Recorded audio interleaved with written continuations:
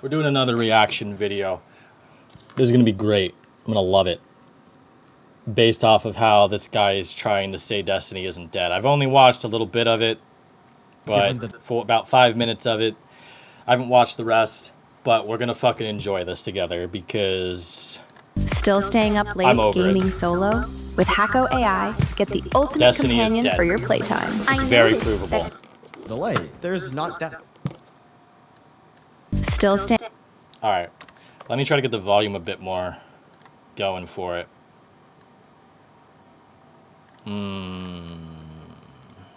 Sound settings, maybe. Oof. Oof. Oof. Alright, whatever. I'll deal with it. Staying up late gaming solo? With Hacko AI, get the ultimate companion for your playtime. Destiny and Destiny 2 by extension, I've said this many years now, had so much potential. They just let it wither and die. Yeah, they really did. Heard this sentiment a lot, and I'm sure many of you believe it, but I'm here to offer you the other side of that argument. It's gonna be hilarious what he's using for sources in the first 5 minutes of his video. I'm here to show you why I think Destiny is actually far from its death. And I'm going to demonstrate why I think the magic that binds Destiny together is still there, and why I believe Destiny will have a generational comeback. I know the game is not in the greatest spot right now, but I truly love this universe and think it can get better. I hate that. I hate that every time something comes back from the brink of death, or just comes back in general, it's somehow a generational comeback. No, it's not. Destiny has come back many times. When you consider the fact how many idiots that are glued to Destiny and sucking on Bungie are just sitting there like, oh, we're so back. Oh, we're so back. Cough, cough, Astacross. Cough, cough, Bungie page streamers. Oh, I'm sorry. Did I say that out loud? So I want to give a positive outlook on the future. Of course, Destiny 2 will have to die if there's going to be a Destiny 3. There shouldn't be a Destiny 3. It's a bad idea. We've discussed this already in a previous video. And we'll get into that later in the video, but today, I want to showcase why Destiny, as a franchise, universe, and IP, is far from death. There are plenty of things wrong with the game. Things like the portal are why people have left. I'm not here to say that there aren't any issues, because there are. But I want to address the things that I believe are plaguing the community and creating the sentiment that Destiny is dead. Those issues being the player counts, the delay, and the uncertain future. The player counts are at a low. That is a truth. We have data to back up this sentiment, and it's true they have decreased.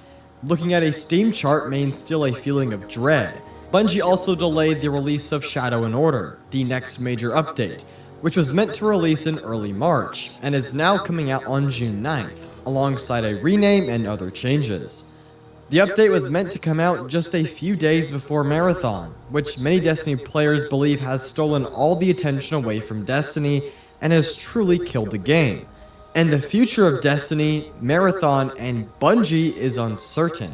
Those are the things that I think are creating the sentiment that Destiny is heading to its death. But there is a lot of nuance and context to add here. The player counts do not reflect the true number of people actually playing Destiny. The website popularity report demonstrates the number of total unique players that have played any activity on a given day, and their numbers track every platform. So whenever I reference popularity report, I'm talking about Destiny's player base across every single platform. So the daily average right now is somewhere between 150k and 230k. These numbers are expected to be low due to the content drought we're currently in.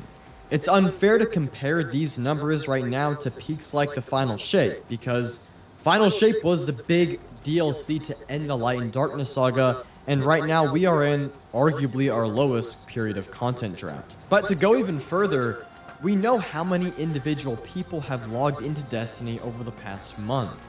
According to popularity report, quote, of 2.7 million players that played in the first week of the Final Shape, 470,742 played in the last month, so 82.8% have not. Now, where is that number getting pulled from? Because if we're being honest, let's pull that up.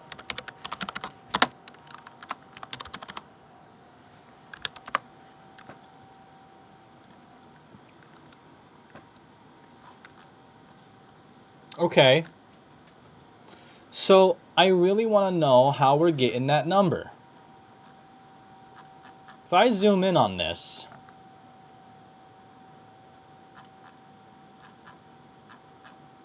where'd it go? There it is. All right. In the last month, you say? No, that's simply not true. Are you using some sort of additive property for that? Because if 400,000 is right here, where? Where? We haven't even had 400,000 since roughly right here. On the 1st of, and somewhere in January, when it started just going down and down and down. So are we using collective numbers now? Are we coping that hard?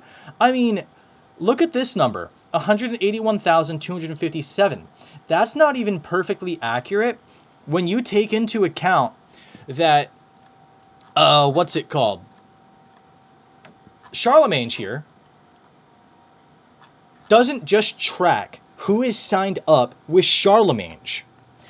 It uses the Bungie API to track all Bungie accounts that play Destiny, that sign into Destiny. Now, if I go and check the analytics for a population, right? How many people are playing? In the last in the last 24 hours, only 160,000 roughly. But that's still a little lower. This is April 9th into April 10th. So this is dated for the 9th. Right? You're telling me on the 10th we had 181,000 players, and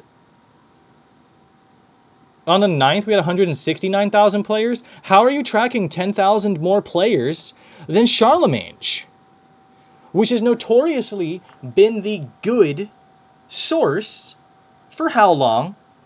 Oh, that's right. Forever. Since it came out. Since this bot came out. And I don't even know when it came out. I could give you a quick Google search to answer that.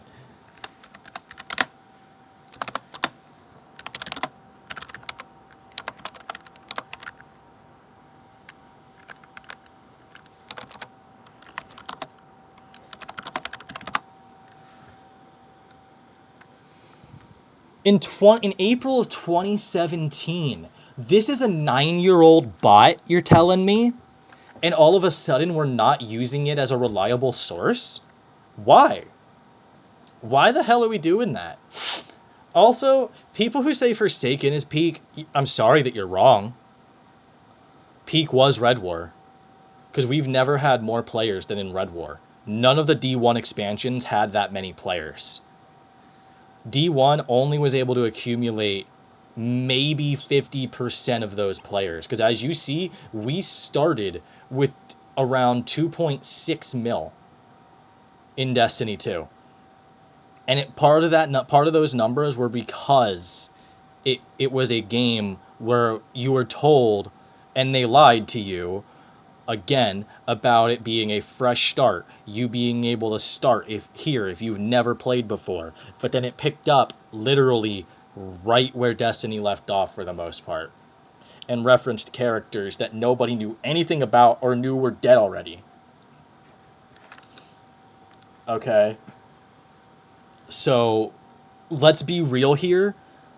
This is only close to accurate.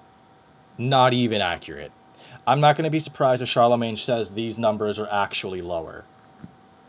I trust Charlemagne more than I trust some random website that came out of the blue. Because how old is Popularity Report?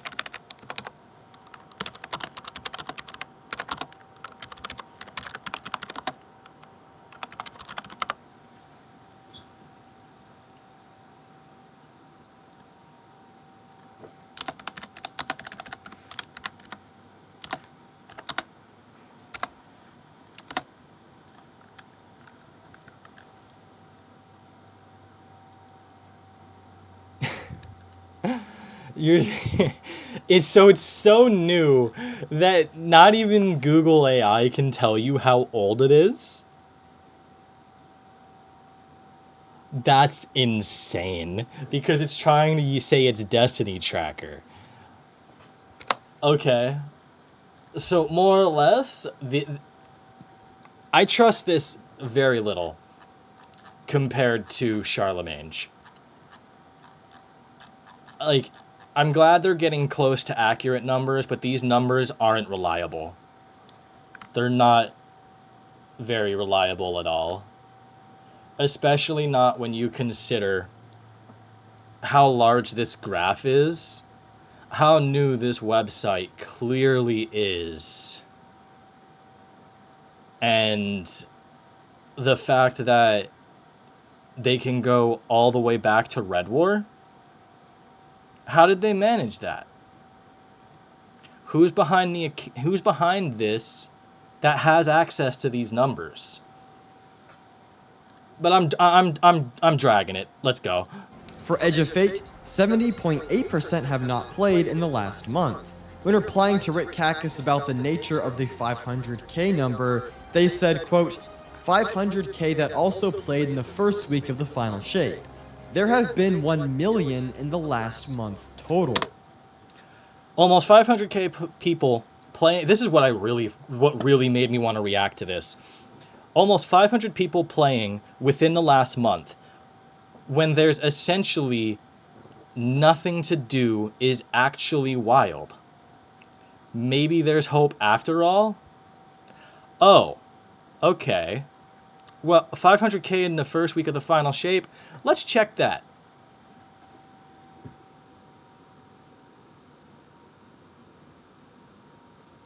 You mean over 1 million?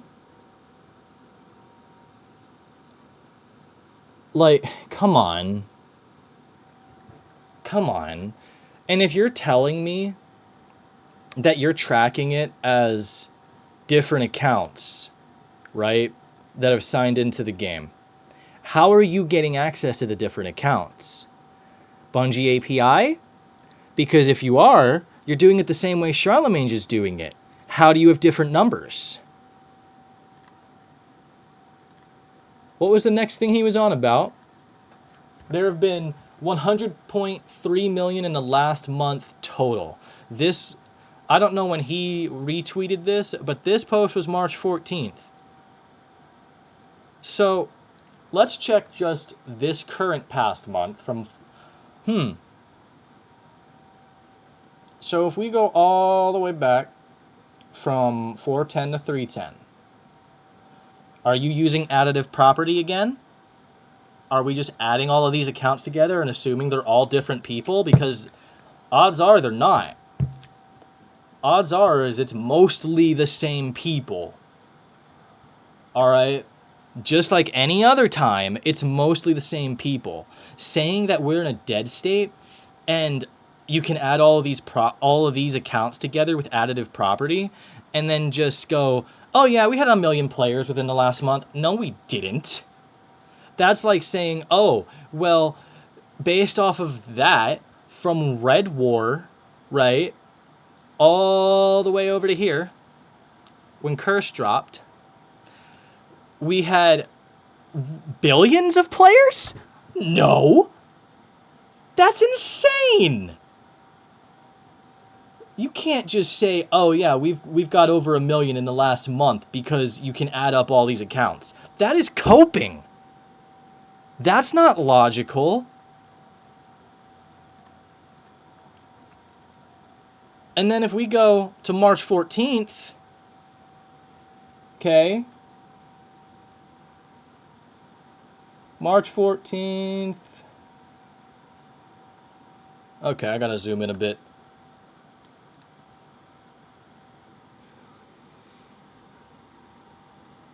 Alright, March 14th. Almost 200,000 players. Let's go all the way back to February 14th. Where?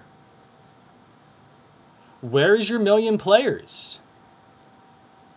Additive property again? Because if you're using additive property, you're still wrong. Like, what?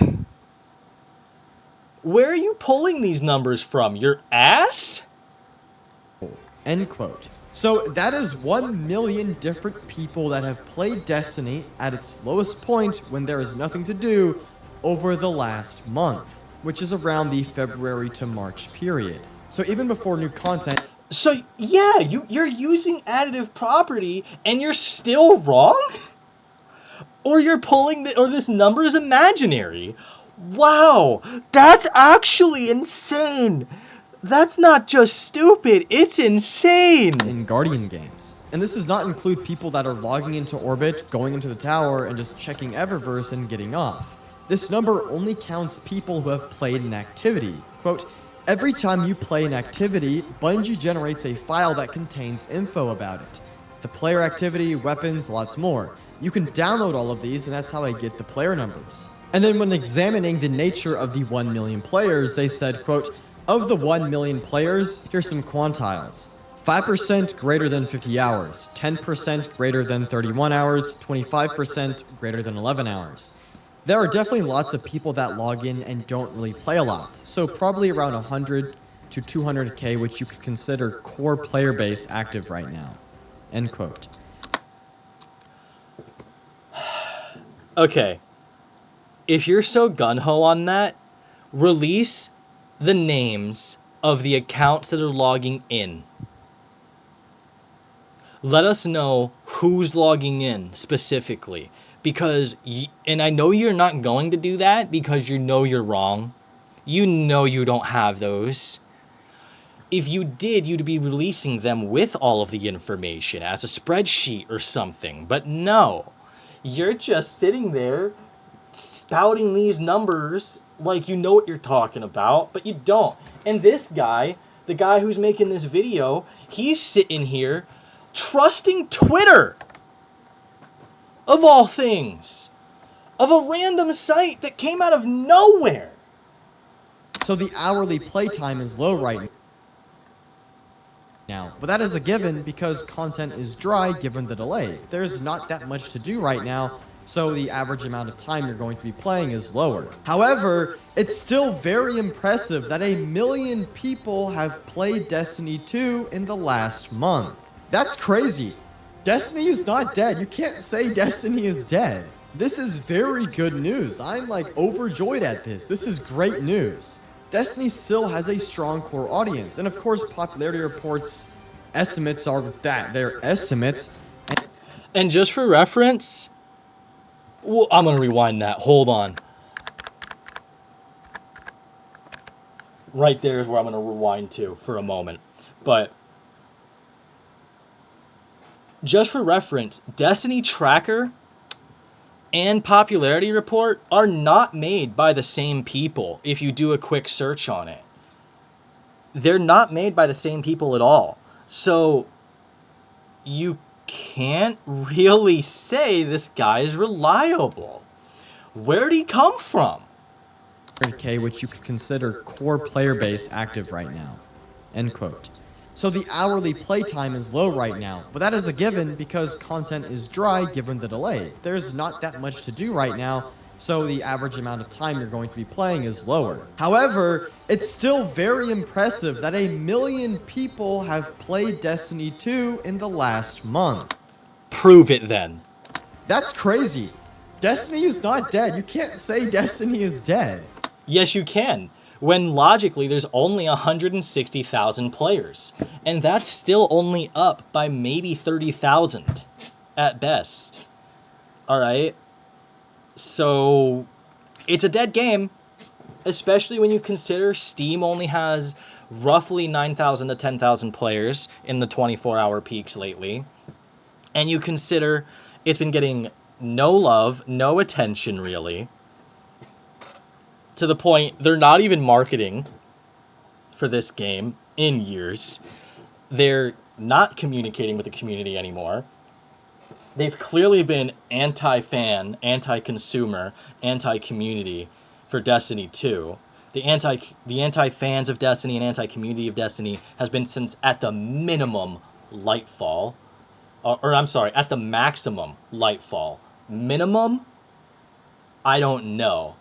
But I would estimate probably Red War or Shadowkeep. Okay? Going further back, anti-consumer has been true since the 90s. Since they were founded as a company. They have always been that way. Look into them. They're a company who have not been able to last a decade on their own and have always been in some way, shape, or form anti-consumer and against their fans since the gate.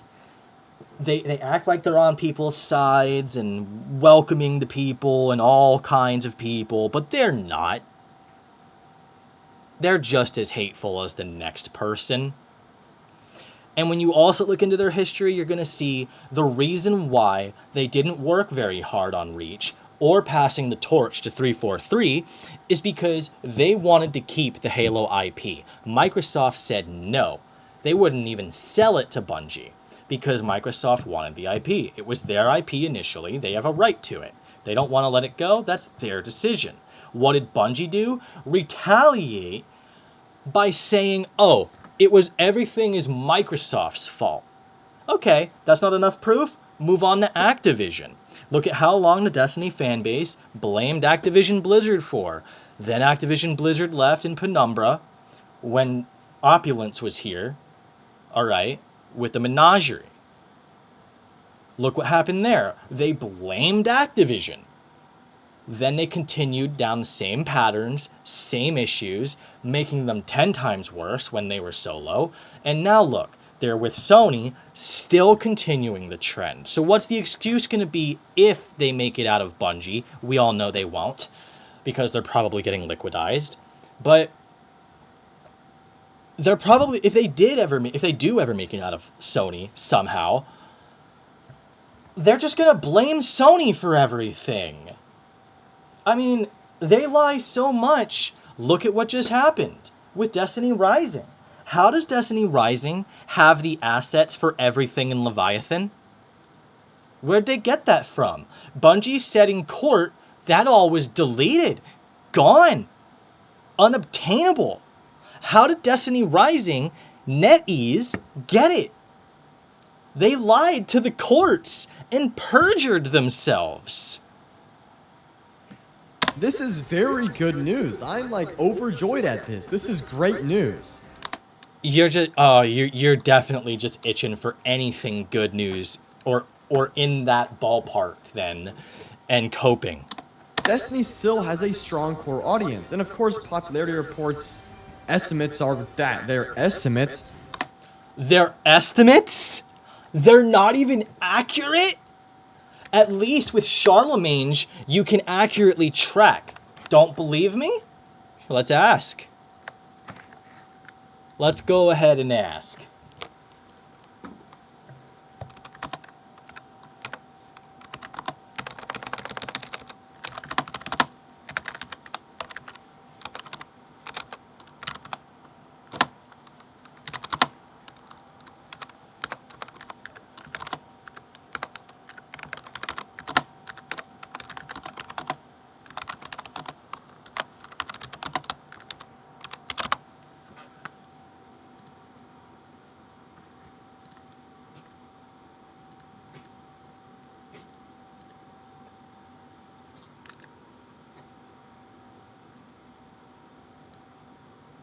There you go. There you go. Wow, that was complicated. And you could say, I can't trust Google AI overview all you damn want. We all know that's just because the people who say that are biased against AI for some reason. I'm not going to get into that here. That can be a whole other video if we want it. But come on now. If we're going to be like that, it's not any better than the sources y'all are using. If we're trusting places that are giving us estimates and then not even using additive property right. It's mathematics, man. You learn addition in like the first grade. And they should not be taken out of context, but the big takeaway is that Destiny still has a strong No! You're taking it out of context right now! audience. And in the midst of all this player count doom posting, which was in response to a lot of people just taking Marathon stuff out of context, Mark Noseworthy, the former vice president for the Destiny universe, said this, quote, "Players have no idea the dev team size, cost per head, margin targets, or any other strategic goals the developer or publisher might have, and certainly can't triangulate any of those looking at player counts. So while I can agree it can be argued it's rational for players of a live service to care about the popularity and sustainability of their hobby, the publicly concurrency numbers do not serve that very well. I've seen players celebrate certain engagement numbers that I knew were actually bad and critique others as a game-ending apocalypse that were transitory. What Mark Okay, prove it then. You got a lot to say, just like all these other devs from all these other studios that are doing awful in as of recent years, okay?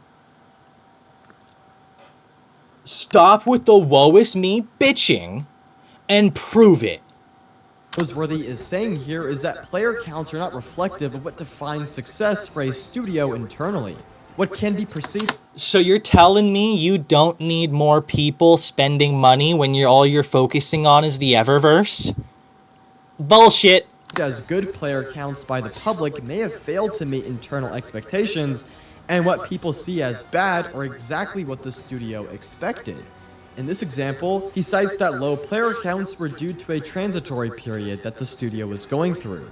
And I think that applies to Destiny here. Right now, Destiny is going through a transitory period. And Bungie knows that. They planned for low player counts. So just because player counts are low right now does not mean Destiny is going to die. This is all just to say, I think it's disingenuous to call Destiny dead or even close to death. Alright, before we get into the next part, no, it is not disingenuous at all. Alright? The game is pretty damn close to death. The only thing keeping the lights on is that Sony isn't gonna just let it die. They bought Bungie for Destiny. Why would they let that die? It's the bread and butter they wanted. And you're saying, again, Counts are low right now does not mean Destiny is going to die. This is all just to say, I think it's disingenuous that the studio is going through a transitory period. And Bungie knows that.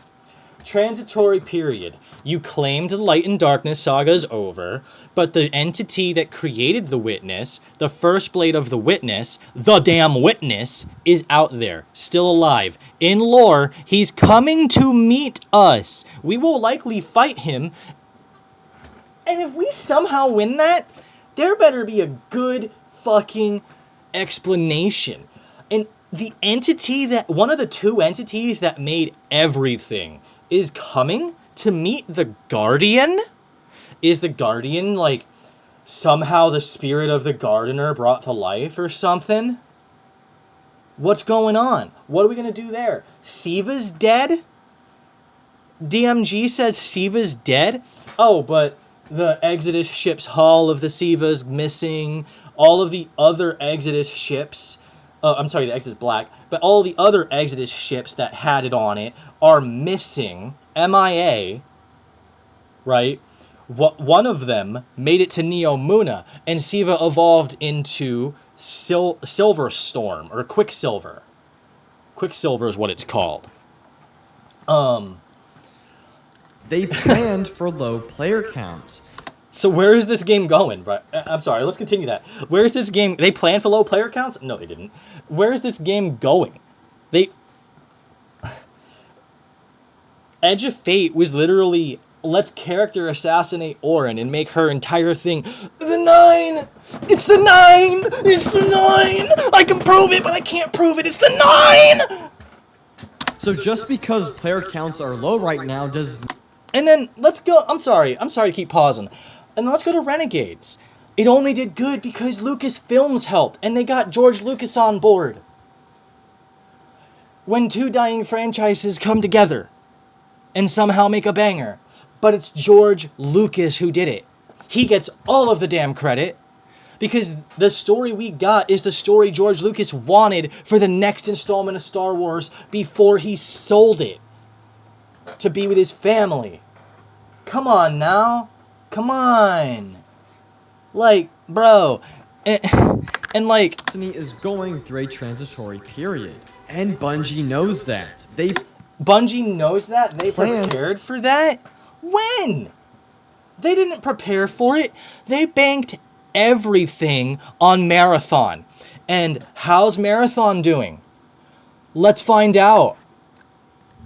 Before we do, where did Marathon sell the most units? Oh. Oh. Well, that's bad. What percentage of Steam users refunded Marathon? That's pretty damn convenient. Now, knowing that Marathon was primarily bought on Steam, for all you fucking idiots that like to say, you can't trust Steam charts, you can't trust Steam charts, it's only the most used platform, PC's only the most used platform, Steam's only one of the most popular gaming platforms on PC, you can't trust it. Oh, what do you fucking know? They lost over 2/3. And for reference, this wasn't the original. It was 88,000. Where'd that 11K go? It was fabricated. That's where. Alright. Unless 11,000 people refunded the game. But why would that track here? And then, look at this. This is as of an hour ago. That's as of an hour ago. It is the 11th. You're telling me in the 24-hour peak, it was 28K and that they may get lower? This is up from the day before, mind you, by a little over 1,000 players if I'm right, or just under. All right.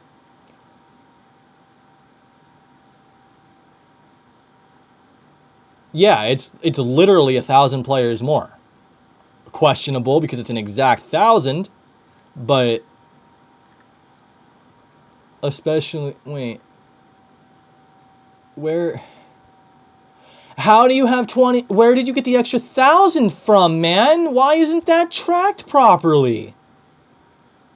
Oh, now, oh, there you go, okay, I wasn't perfectly on top, that's my fault. But then you go back here, where's that 80,000 number? It's gone. It's literally disappeared. Where'd it go? This game is slop, and it's not doing well. You can say Bungie made bank because of that many purchases, but when only that many people is the all-time peak,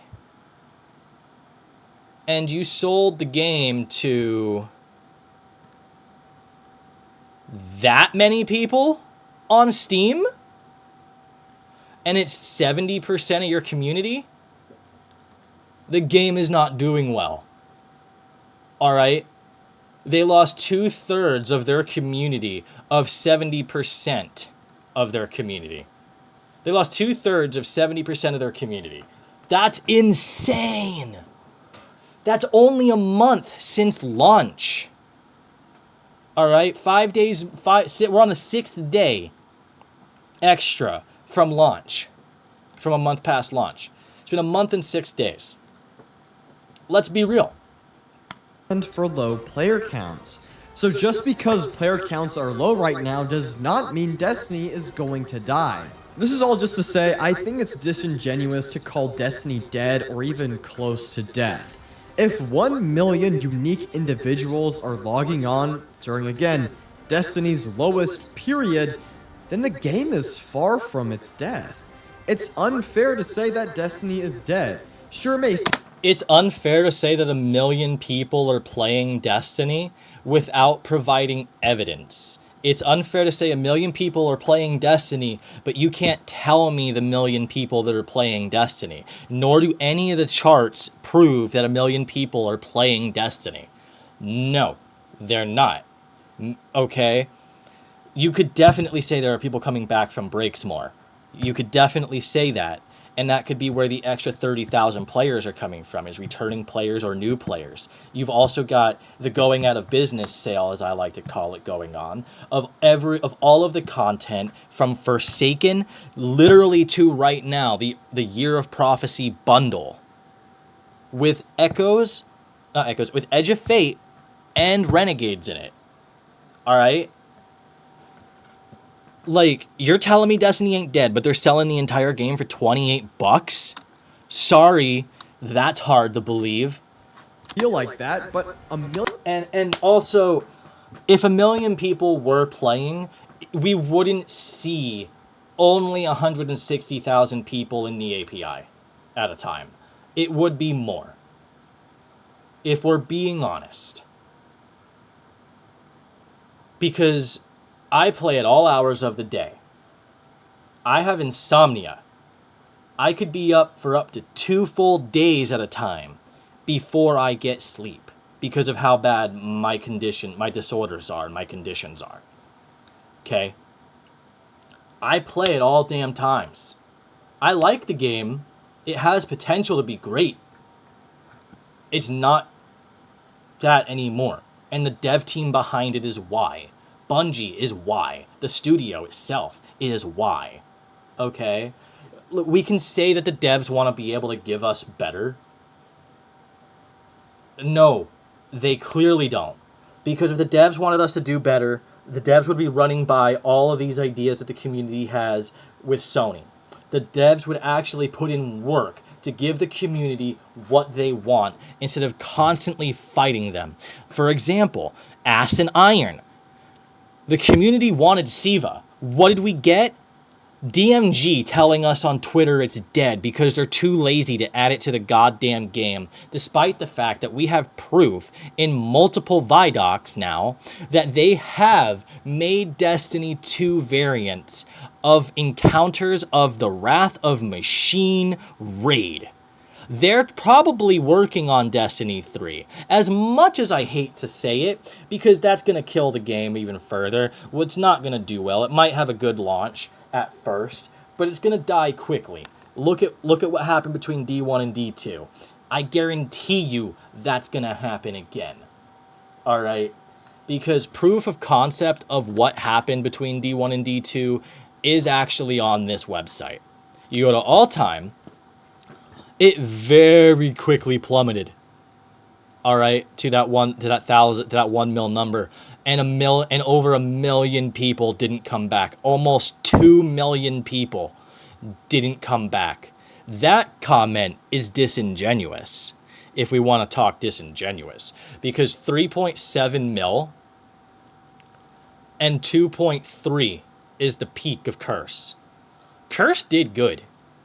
All right, when you consider Warmind here, which didn't do good until closer to the end, when A, we had Whisper given to us, and B, we had Forsaken coming out, which still didn't do as good as Red War, because there were players who didn't want to come back because they didn't want to see their favorite character killed off because they couldn't afford to pay Nathan Fillion anymore. All right? Then you've got Shadowkeep doing better than all of the expansions from year one. But then it's just a constant downslope. Every year, slightly less players are coming back until Edge of Fate, where we see the next big, noticeable drop-off. Okay? Look at Renegades. You have another noticeable drop-off from roughly 800,000 players to 500,000, 600,000 players. Okay? This was peak. This was when we had peak, and they're not giving it to us, even though they clearly have the files. It's what's disingenuous about the comment I said is technically it's only 1.5 mil who didn't return from Red War to Curse of Osiris. But then from Curse, you have until closer to frickin' Forsaken launch where players are coming back. But it's still only 1.3 compared to the peak here, which was like 2.3, 2.4. All right, it's 2.3, and then Forsaken saved us. That's a generational comeback. All right, where is the generational comeback otherwise? Everything from D1 up to here was uphill. We were having a great time until we got closer to this point. And the reason we lost so many players is because they wanted to make all of the special weapons heavy weapons. So you were forced to run double primary for a whole year. A million people playing is not an indication of death. You cannot say that a game is dead unless there is nobody on and the servers are offline. That is what I would consider death. So we are far from that. A million people is way far from that. It doesn't feel like a million people are playing because people are not logging on every day like they used to. Jesus. And that's because there's not as much things to do right now. But just 2 months from now, there will be plenty. And of course, this isn't to disregard that there has been a big decline. You can see this visually. The amount of people that logged in to play Final Shape day one is much higher than the amount of people that came to play Renegades on day one. But the fact that a million people have played Destiny in the last month, even though they aren't playing all at once, does bring me hope. It makes me optimistic. So why is there nothing to do right now? Why are we in a content drought? That's because of the Shadow and Order delay. Just to This is your warship. Yeah, not even close. Everyone expects Shadow and Order to be just like asinine. recap, on February 18th, Bungie announced that Shadow and Order was delayed to June, which seemingly... And Pantheon 2.0, I'm sorry, Pantheon's a great idea in concept. Last year it was 1 week per raid sequence, but you had 4 weeks to do. In the fourth week, obviously you could do them all because every week just unlocked a new one. But the player base wasn't going back to help each other. It was a small percentage that was. This fan base has always been extremely selfish. Pushed back Destiny's next expansion, Shattered Cycle, as it was originally meant to release this summer. They also said we would hear more about the future plans for Destiny 2 closer to launch, so we won't be hearing anything major about the game until around May and June. It will also be around this time that we'll hear about the fabled roadmap and State of the Game articles that will address the next few years for the franchise, as well as the state of the current game. First of all, I've seen so many hyperbolic and just straight out untrue claims about the nature of this delay and Shattered Cycle's delay. I actually got to say something about this post since it's up on screen. You ever notice that they specifically stated we're going to get weapon upgrading to be equivalent to tier 5 weapons? But we're getting tier 5 stats for exotic armors? That tells me stockpiling exotics now probably won't be upgradable later until much later. I've seen many people claim that Shattered Cycle has been delayed 6 months, that it might not even come out this year, and that a new raid is just not happening. This is all just untrue and hyperbolic. Shattered Cycle was not delayed 6 months because it was originally going to launch in the June-July timeframe, which is around 4 months from when Shadow and Order was originally going to release. We were going to be waiting at least 3 more months for it regardless. It's likely been pushed to September, so no, that's not a 6-month delay. Going from July to then September is just a 3-month delay. That I can agree with.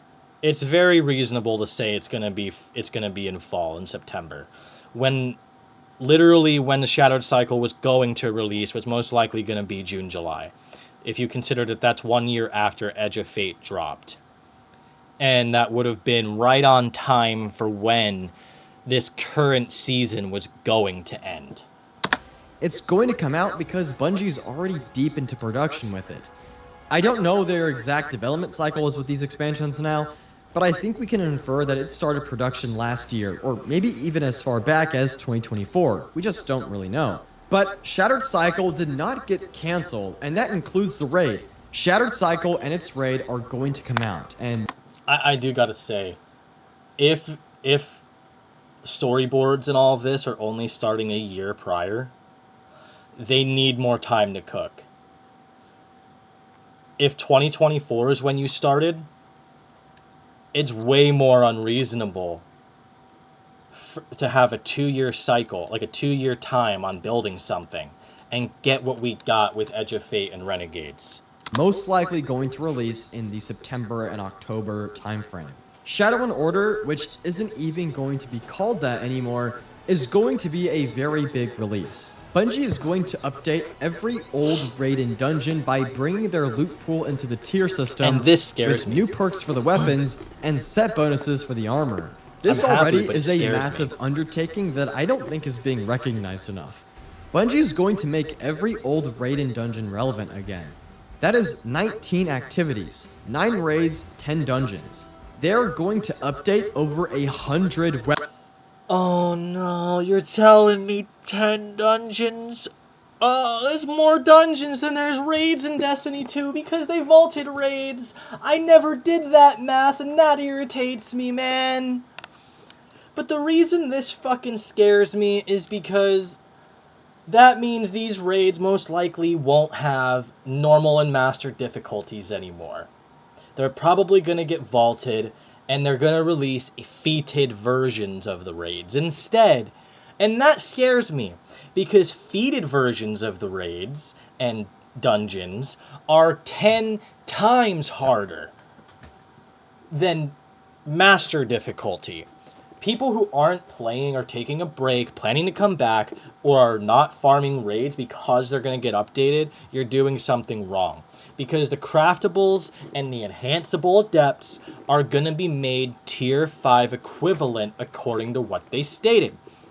That being true, if that's true, because we can't ever trust anything out of Bungie's mouths, that means those fucking weapons are going to have barrels, mags, and origin traits that are enhanceable. Okay? To the enhanced variants, to enhanced traits.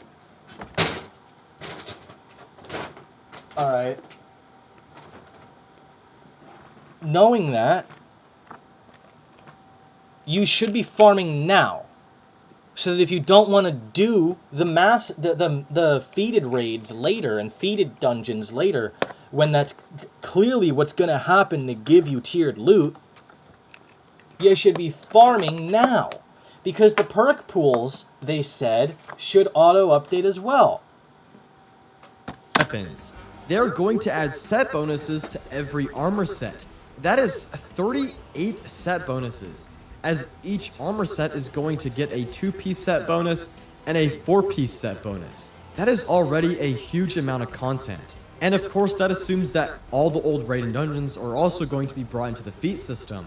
And on top of that, we are getting Pantheon 2.0, which is going to have its own set of gear. We don't know what the gear for this activity is going to look like, but there's some plan for Pantheon gear. Bungie kind of alluded to that in this article. And then on... Please let that mean you're going to put old raid encounters in the game and give us loot from those encounters, like the goddamn fan base has been asking for. For once in your lives, give the fans what they want. Top of that, we are going to get the Shadow and Order activity, its exotic mission, and a plethora of new weapons that were going to come with the update. The update is also going to include many quality of life inclusions like tier 5 stats for exotic armors, weapon tier upgrading, and of course, more quality of life updates that we don't know about yet. Take this in for a moment. This update is not going to be like Ash and Iron. This is substantial. We have new activities to play, new exotic mission, Pantheon 2.0. That's not a fair statement. We knew Pantheon was gonna return. They said they wanted it to return last year, when it was here. And if you consider that, they also went... Let's rewind a sec. Is not going to be like Ash and Iron. This is... The exotic mission, it had an exotic mission. New activities, it had new activities. Substantial. We have new activities to play. New exotic mission. Pantheon 2.0. Pantheon 2.0 isn't a fair inclusion. Every old raid and dungeon is going to be relevant again, as well as all this... That was going to happen eventually either way. That's still not a fair comparison and very disingenuous for somebody claiming that people saying the game is dead is disingenuous. Loot we're going to be grinding. New loot, old loot. There's so much loot we're... Not a lot of people are just going to go grind the old loot. I'm sorry. There's a lot of people tired of the activities. And players like me are getting the loot now to prepare for the update because they said that it's supposed to be equivalent. Gonna be grinding for it. Our vaults are not gonna be able to handle it. This summer...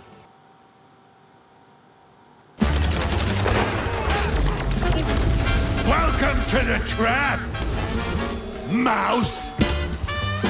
What a crappy lie!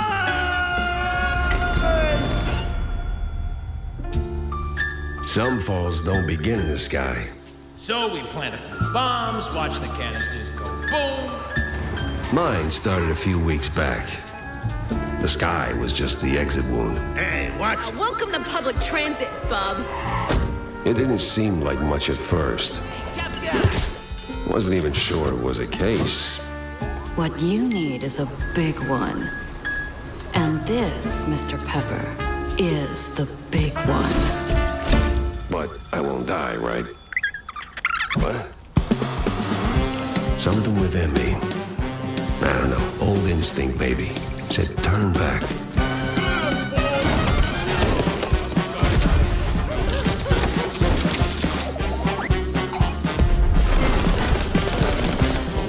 Get some solid evidence, and we'll get to the bottom of this in no time.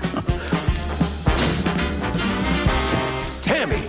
Ain't you a sight for sore eyes? Don't go count your mice just Yeah, yet. everything I'm reading is saying that. is gonna be pretty awesome. This is all just to address the short-term concerns. themselves And said yes, while the game is not in a great state, and I'm not saying that the game is perfect right now, I think looking at the player counts and the delay with this outlook helps to alleviate some of the stress. I think a lot of the doom and gloom kind of outlook comes from a place of thinking the game is just truly dead. But when you realize a million different people have logged on in the past month, that changes how you view things. You go from a place of apathy and acceptance of a supposed death to a place of, wait, maybe there's something worth saving here. And there is a lot worth saving. Destiny is worth saving. This also isn't fair. Look at how full this tower is. Log in the D1. Look how full those towers are. Okay? The tower doesn't mean much. The towers fill until lobbies are full or close to full. Alright? That's how they're designed to work, before it creates another tower sequence lobby. before it makes any other social space sequence lobby. Come on now. Anyone who understands the game and how they work knows that shit. There's a lot Bungie needs to do to turn the game around, and I think they can. We got through Curse of Osiris. And I'm sorry, if Bungie comes out and says in response to this, even though they'll probably never see this, or just ever comes out and says that they keep multiple social space lobbies open at a time, automatically, that's automatically bad for the game. It should be set to auto-open and auto-close when they're empty. But the big question is what the future of Destiny is actually going to be. Because right now, it is uncertain. We only know what the next year looks like, and while that might be scary, I'm going to explain why Destiny is not going anywhere. Let's first take a look at the fabled roadmap. We first heard about this roadmap way back in September 2025. Bungie hosted a live stream where they shared plans for Ashen Iron, Renegades, and teased a roadmap that would outline the future. Back then it was called the Road to Renegades roadmap. It was just meant to hype up the Renegades expansion leading up to its release. But on November 13th, 2025, Bungie published a Renegades content calendar article detailing news regarding Renegades, but also about the roadmap, where they said this, quote, "As we continue to act on your feedback, we're taking additional time to craft our long-term strategy for the future of Destiny before we share a full state of the game and multi-year roadmap next year." Many assumed the roadmap would be revealed in early 2026, but now it looks like it's going to be released sometime in May or June. So by June, it will have been 9 months since we first heard about the roadmap. In the November article, they explained that they were delaying the roadmap so that they could have more time to craft the future of Destiny. I think that line is important to take note of. The longer the roadmap takes to come out, the more people will expect from it. The roadmap cannot just be the release dates for Shattered Cycle, The Alchemist, and the 2 expansions after that, and then calling it a day. That can't be the roadmap. The roadmap has to be more. It has to tell us where the future of Destiny is heading. And Bungie knows this. They said the roadmap is going to explain what the multi-year, long-term future for Destiny looks like. So not just the next year, not just the next 2 years, the multi-year long-term future. So it's not just going to be the next 2 DLCs. There is going to be something big on it. There has to be something big, as that will truly resurrect excitement, and again, Bungie knows this. Bungie understands, probably better than anyone, that the roadmap must have something big on it. Otherwise, people will not be satisfied. They know that it has to live up to expectations. The roadmap is not going to be Bungie telling us they're dropping Destiny and pulling the plug on the franchise. I can almost guarantee that. We're going to really get into why Bungie needs Destiny later in this video, but essentially, it is what's keeping the studio afloat, even with the launch of Marathon. So what are these great expectations? People expect Bungie... What's keeping Bungie afloat is Sony. Sorry. And, like, yeah, the content has to be big, but it's probably not gonna be. Like, the only exciting thing that in the immediate future we can state is gonna happen is A, the Winnower's gonna show up, and B, we're going to old Chicago. To tell us what will happen to Destiny to ensure its survival, what big changes are going to be made for the franchise, and what everything is building toward in the Fate Saga and beyond. People expect a big, revolutionary plan for Destiny, and if there isn't one, they can only see its inevitable death. It cannot be the same expansion cycle we are in. There has to be something more. And so I think this massive change for the franchise can only take 2 forms. 1, a complete transformation and overhaul of Destiny 2. Dropping the 2, changing all of the core systems, making Destiny 2 feel like a brand new experience. 2, the fabled Destiny 3. I personally think the latter is far more likely. And I think it's because Bungie... It is far more likely, but it shouldn't be. Bungie already tried option 1. Maybe not to the fullest effect. They didn't even give option 1 a chance! What do you mean?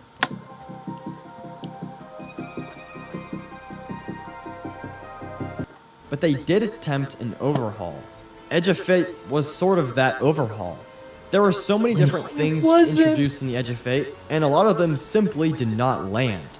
it didn't work with the current way Destiny is built. So the other option for Bungie is Destiny 3. Oh my god, I don't like that. Don't ever compare what we got with Edge of Fate to what could be a Destiny 2.5. You know what a Destiny 2.5 is, or a Destiny Drop the 2 would be? Go to the timeline, like I said in my last video on this topic. Go into the timeline, go all the way to goddamn down. Find Red War, find Curse, find Warmind, find Forsaken, make them playable again. Give us the raids, give us everything, make them a tab that you can click into. It's already the game of menus, it's already menu simulator. Just give us more menus to click through to give it to us. You already butchered the director, so unless you're going to bring that back and butcher the portal next, give us the timeline variants. Make them have feats or something. Make them have portal options or something. Add some of them to the portal too. Also, stop vaulting content from the portal in favor of adding old content. Just add the goddamn content to the portal and either remove the director or remove the portal and just keep the fucking director. Okay? Okay. Glad we had that talk. Anyways, all the way down with the Traveler Awakens, click that. All of the D1 past is there. You can play through it on D2 as the D2 variant of it. At that point, the only reason people would be upset that D1 gets turned off is because of nostalgia and things that are in D1 that may not be in D2, like supers. Okay, because at that point, that's the only thing that wouldn't be there. Unless they made it to where you could only use things like Ward of Dawn, Song of Flame, Arcblade, Tether, Goldie, all that shit, okay? And not have access to the other supers until you hit the D2 variant, okay? Until you hit the D2 content. You can easily lock all that shit. Okay? Like, come on now. That's what a Destiny Drop the 2 should look like. And while there is no confirmation that Destiny 3 is in the works at all, and even then, it would be years away, I want to pull on some small threads. Oh, and my idea? Give us 1/2 of the year new content, 1/2 of the year old content, until eventually it's all there. Destiny Drop the 2 would eventually come to life. We would never need a Destiny 3. We could just keep building on D2. Drop PS4, which is going to lose online this summer from what I understand, and drop the old Xbox Ones. You don't need them. Old gen doesn't need to keep access to this when old gen's going to get dropped soon. That have gone I mean, we're about to go into the next gen. We're that close to it. Notice to make a point that something big is happening with Destiny. Could it be Destiny 3? Maybe. Could it be something else for Destiny? Maybe. But there is something big happening with Destiny. Marathon was the focus for a lot of higher-up creatives at Bungie. So many developers who created Halo, then worked on Destiny, went to build Marathon. Countless veterans were on this project. But now that Marathon is out, there are whispers that some of the Marathon developers are coming back over to Destiny. A few months back, there was a big rumor that Luke Smith had transitioned back to working on Destiny. This was because Astacross had reported that one of the original designers for Vault of Glass went to work on Marathon and then had returned to working on Destiny. This rumor was erroneous because Luke Smith had left Bungie in 2024, but many believed that it was actually him. Astacross confirmed it was not, and Paul Tassi corroborated his claim, using his insider sources. No shit. This designer was actually Dan Miller, and we can confirm this ourselves, as he made the change apparent on his LinkedIn. Dan Miller is a Bungie veteran. He worked on Halo 3, Halo Reach, and then went to work on Destiny 1. Some of his key accolades include designing Vault of Glass, prototyping Sparrow Racing League, prototyping Gambit, the Scourge of the Past raid, and so many other contributions to Destiny. In June 2023, Dan Miller went to work on Marathon, specifically the Cryo Archive map.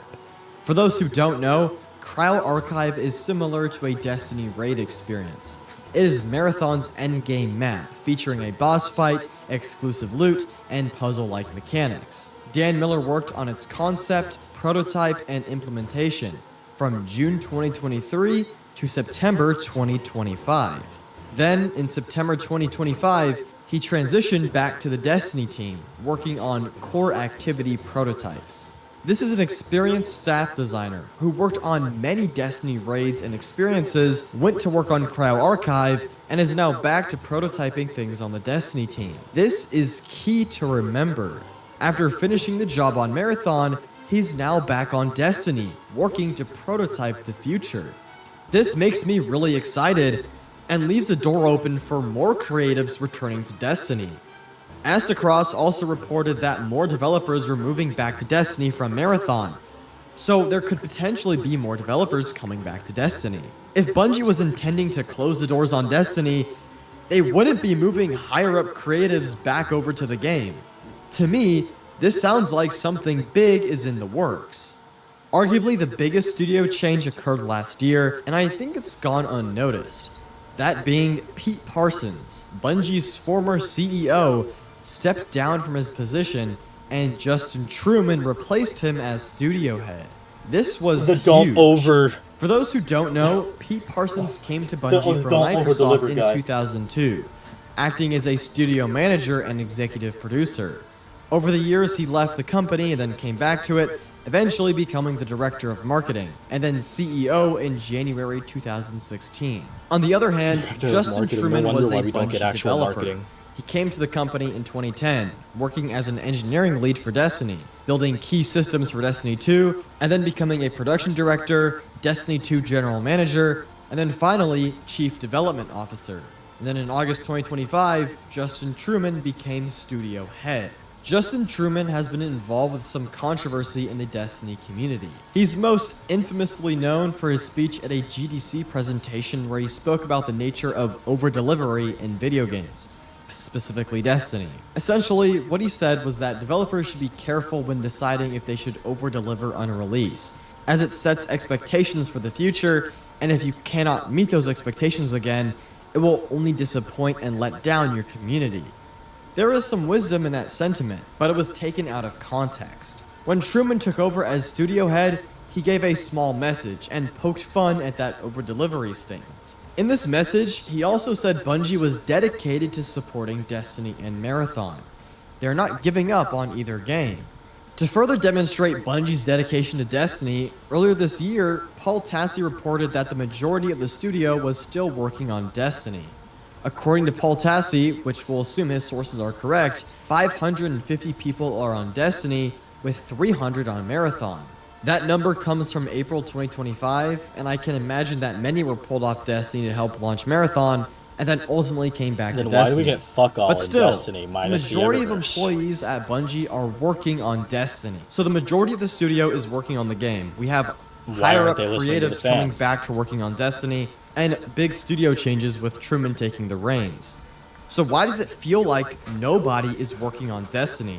Well, because I think Bungie is working on something big for the franchise. I really believe that something big is on the way for Destiny. I don't think they're going to give up on the game and its universe. It would make no sense for Bungie to close the doors on Destiny, their flagship title, and the thing still making them money. Maybe it's not making as much money as it did before, but Destiny is still making money. If every single one of those million people that played Destiny in the last month all bought Renegades, that's a lot of money. It's all about the money to Bungie and Sony at the end of the day. Sony's fiscal year runs from April 1st to March 31st. Some businesses begin counting the earnings for a new year in the spring, like Sony. So for example, Sony's 2024 fiscal year began on April 1st, 2024, and ended on March 31st, 2025. The 2025 fiscal year ended on March 31st, 2026. Bungie is also included in this, so their last year in revenue will include everything in that time frame. Bungie is going to have a very good financial year to report. The 2025 fiscal year is going to include The Edge of Fate, Renegades, and Marathon, all of which cost $40. And of course, the collector's editions, merch, Eververse sales, Marathon cosmetics, but really the big main hitters are Edge of Fate, Renegades, and Marathon.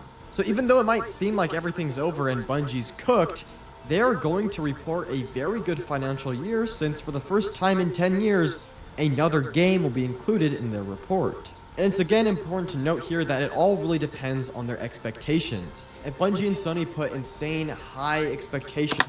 You can't say that. You don't know if what the numbers were that were projected by that Sony wanted met. You can't say that. That's disingenuous, good sir. On Renegades, Edge of Fate, and Marathon, that they're supposed to make a huge amount of money and of course fell short of that, it's going to be looking like a failure. But Bungie and Sony knew that Edge of Fate and Renegades were not going to match the hype of Final Shape. It's just not how it was ever going to be. And Marathon is a niche extraction shooter. They knew Marathon wasn't going to make billions of dollars because of the nature of the game. It's a hardcore niche extraction shooter. The game is on $28 sale right now, is my argument. However, the real question for Bungie is what the next financial year... If games feel too easy and you want a real challenge, there's an app for that. It's called Wand, and it lets you... And like, you could say that that's strategy. No, it's not. The game is desperate. Bungie's desperate. Looks like. Marathon is not going to operate on a yearly DLC. And for reference, I'm telling my friends not to buy it. Because it's not worth it at this current point in time. If they want to buy it and keep it in their library, but don't touch it. It's not a good idea. Basis like Destiny. It's a $40 game up front, with then free seasonal updates with a battle pass system that costs $10, but the battle pass only offers cosmetics. It's not like an old Destiny season where buying the season pass would also get you content and activity, exotic missions, stuff. You don't have to buy the season pass with all of the content. You can buy the season pass separately. Like that. Destiny is still going to offer two $40 releases a year. And for reference, that's been true since Shadowkeep Season of the Undying. Destiny is going to keep Bungie alive for this reason. It's why it makes absolutely no sense for Bungie to give up on Destiny and focus all efforts on Marathon. For one, Marathon... Oh, and if you don't believe me, guy with 20,000+ hours between 3 accounts and has been here since the first alpha test. And is so addicted to this game and keeping up on Bungie shit that it has literally ruined my life the way that WoW players have their lives ruined. And I'm willing to admit that. Is a niche extraction shooter made for the most hardcore players. Bungie knew this when they were making it. They didn't want to make it a casual experience, they were making it for a certain audience. If Bungie was expecting to make a massive amount of money, they wouldn't have developed a game for the most hardcore players. And so I think to Bungie and Sony, Marathon... That's why you still got people coming back for trials and people playing PvP on Destiny who try to claim PvP keeps the game alive. Okay, sure. And for reference, PvP doesn't keep the game alive. Is a success because they set their expectations accordingly. Also, for reference, there's a lot of people who have played Marathon, a lot more people who have been playing Marathon that have never touched Destiny a day in their life. Maybe right now it's not hitting the metrics that are being estimated for the game, but those might not be what Bungie and Sony define as a success. I think their plan was to invest in a long-term player base. Their strategy was to cultivate a smaller but very strong fan base that plays the game for years to come, not to make all of their money immediately.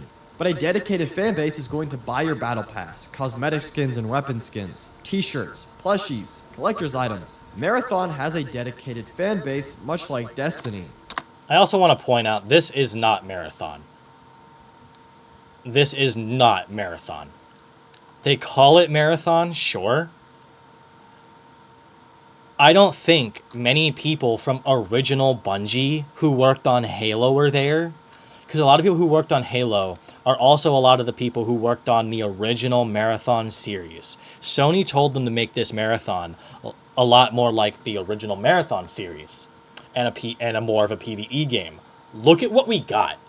They released the plagiarized content.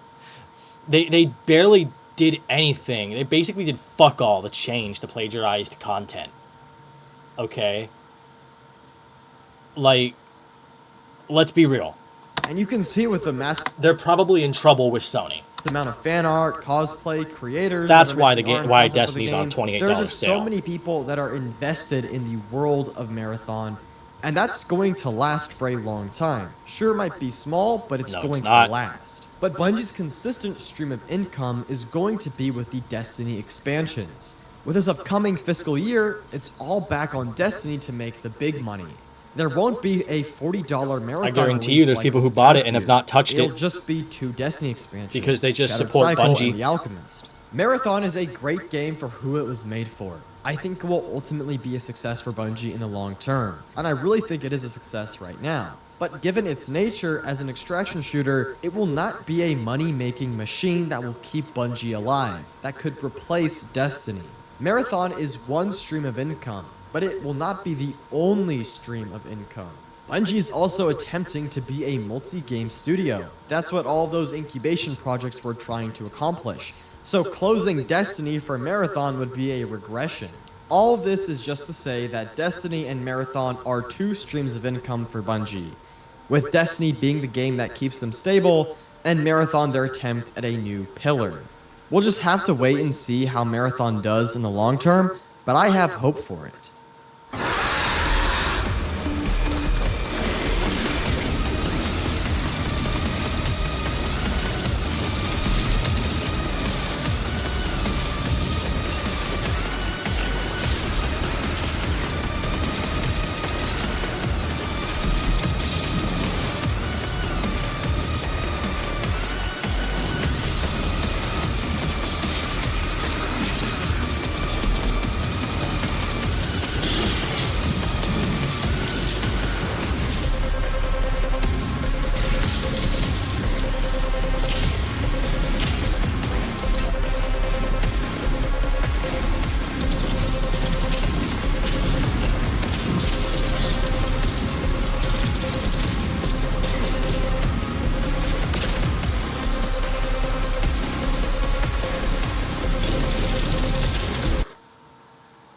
All this points to Bungie keeping Destiny around for the long term.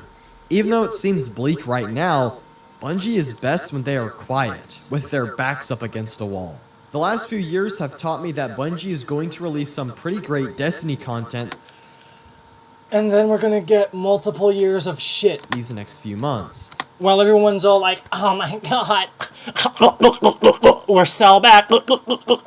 And this period we're in my opinion, is not even the worst, at least for me. I think the worst period was during the Final Shape delay. October 2023 was the absolute worst for me because the layoffs had hit the studio, the Final Shape was delayed from February 2024 to June 2024, and we had no idea what was going on with Marathon. We didn't even know if Marathon was going to come out.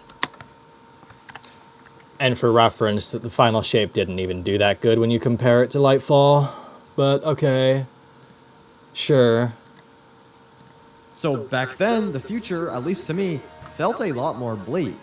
Because of these layoffs, the delay, and uncertainty regarding Marathon. That to me is when I felt like Bungie might be shutting its doors. But now, Marathon has released, and it wasn't dead on arrival like so many were hoping for. The real terrifying situation was the period before launch. Because if Marathon was a failure, then we'd have to question the future of Bungie as a whole. But that's not the case. We are not living in that timeline. And Bungie is going to see another day. And the future of Destiny and Marathon is... You're coping.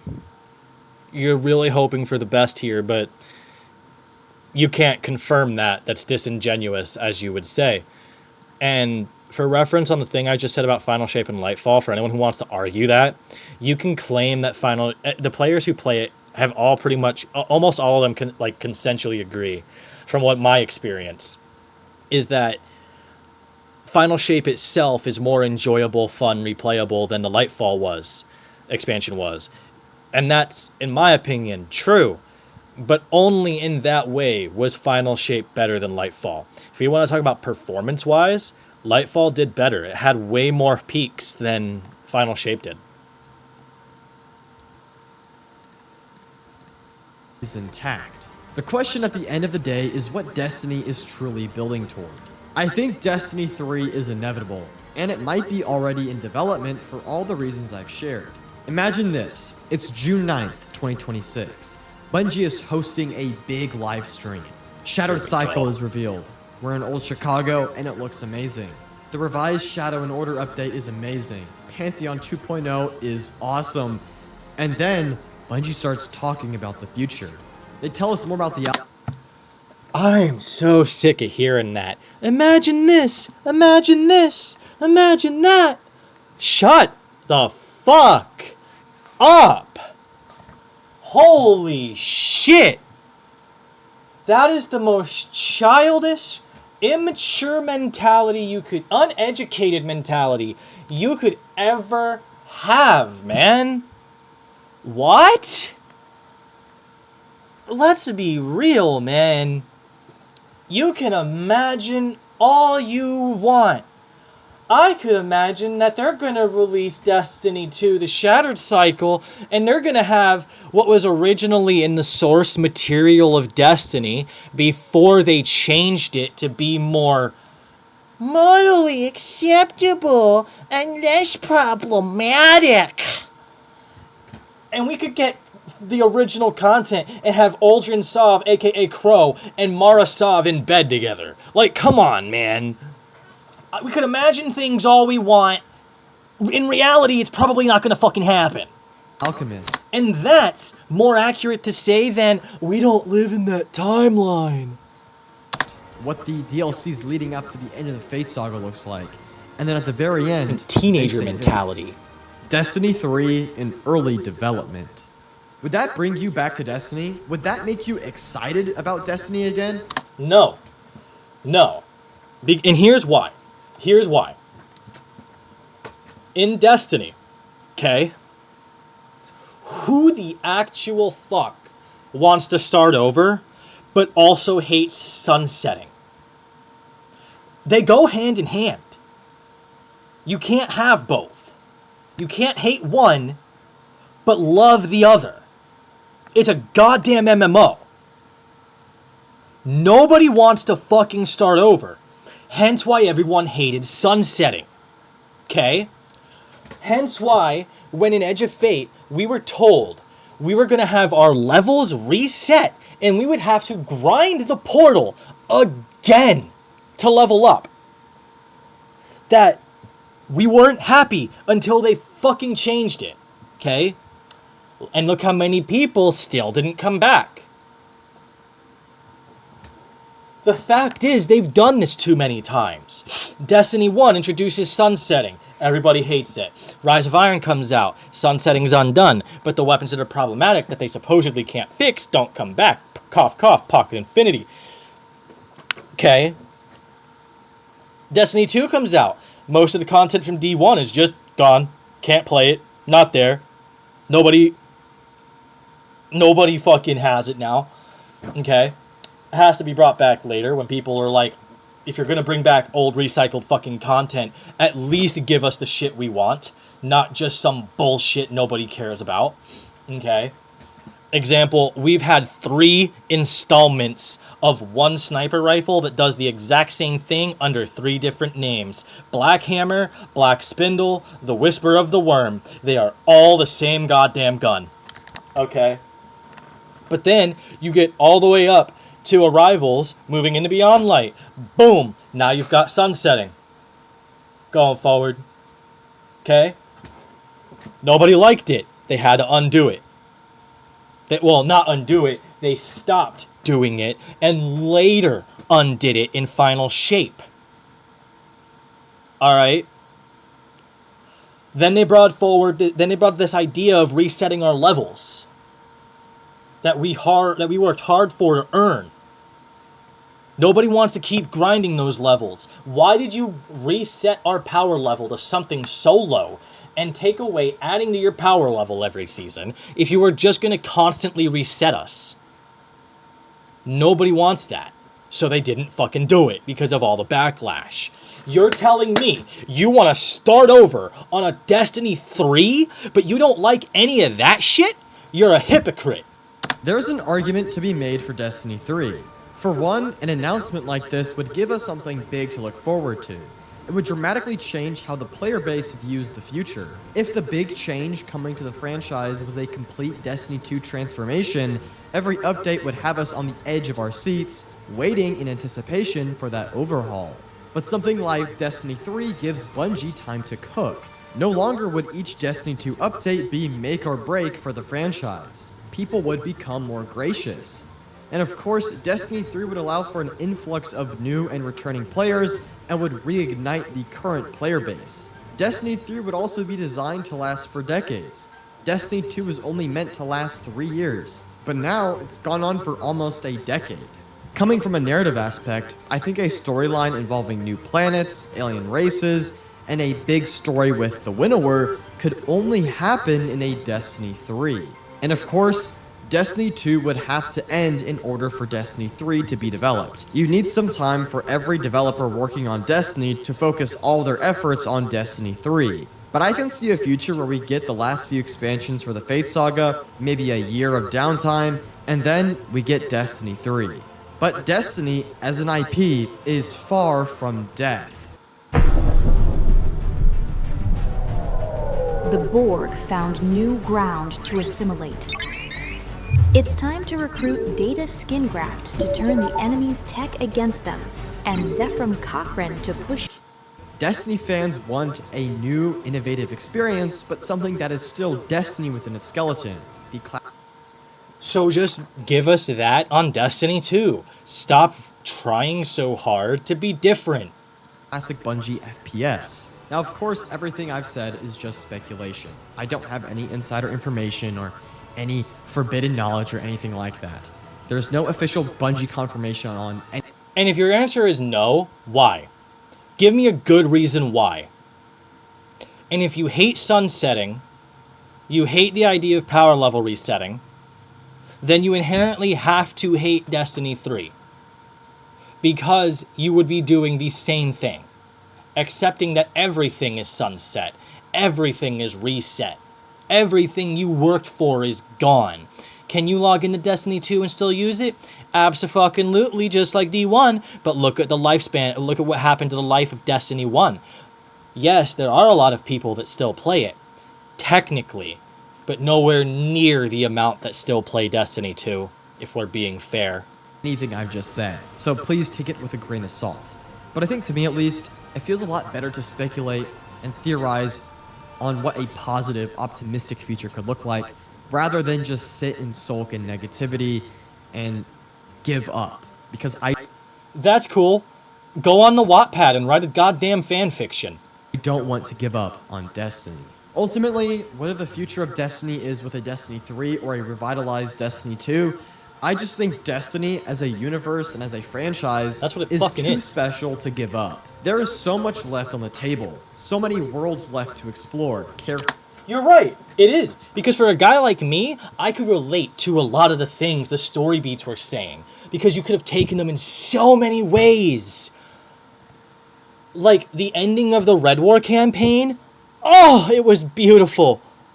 It was fucking beautiful, man. I used to love this game because they released shit you could feel. It's so bland now. How do you have hope? How long have you been here is my question. How many hours do you have is my question. Are you newer? What is this all of a sudden coming from? Are you one of the people who've been here a long time that have been overly optimistic and said, just have hope. It'll get better. Hope for the future. Well, we don't know until we know. We'll just have to see you at launch. To meet Shut and up. enemies to face. For the past 12 years, we have spent all of our time in Destiny in the solar system, a small, tiny fraction of this massive and expansive universe we've heard about in lore. Yeah, and then we get two decent locations, one inside the solar system, and I'm sorry, unless you count all of the Renegade's activities, then you could count 4 inside the solar system that are all returning areas, or you could have, except Tharsis, sorry, and then you have Edge of Fate, which brought us Kepler, which was actually a well-designed planet. I loved it. It was basically the Tangled Shore on steroids, and everyone's bitching. But everybody who loves the Tangled Shore apparently hates the fucking Kepler destination? No, they don't. Shut up, you hypocrites. Imagine what else we could find. Imagine the stories left to tell. To me, Destiny is far from over. So to both Bungie and you, the player, please, do not give up on Destiny and this world. The only way Destiny truly dies is if you give up on it. Apathy will destroy the game. You can't sit here and talk about being disingenuous, have fabricated player counts and estimates that aren't even accurate, and then you're begging people not to give up on Destiny at the end of your video. You disingenuous buffoon. Hey, take time away, play something else, but do not give up on what Destiny can be just because it's not where it should be right now. Destiny's potential is too great for it to be wasted, and I have hope They've been wasting it for years. in the future. Oh my god, Thank you for watching shut this video, up. and thank you. Shut up with the I hope for the future. I'm so sick of that goddamn argument. It is the stupidest fucking argument anyone could ever make. Oh man, you got hope for the future. Shut up. Nobody likes that. No, everyone, people who are here are tired of it. Just shut the fuck up on it. There is no reason to hope for the future. Every year progressively gets worse. Ever since Red War. Don't believe me? The site you're using proves it. The only year it didn't get worse was fucking Forsaken.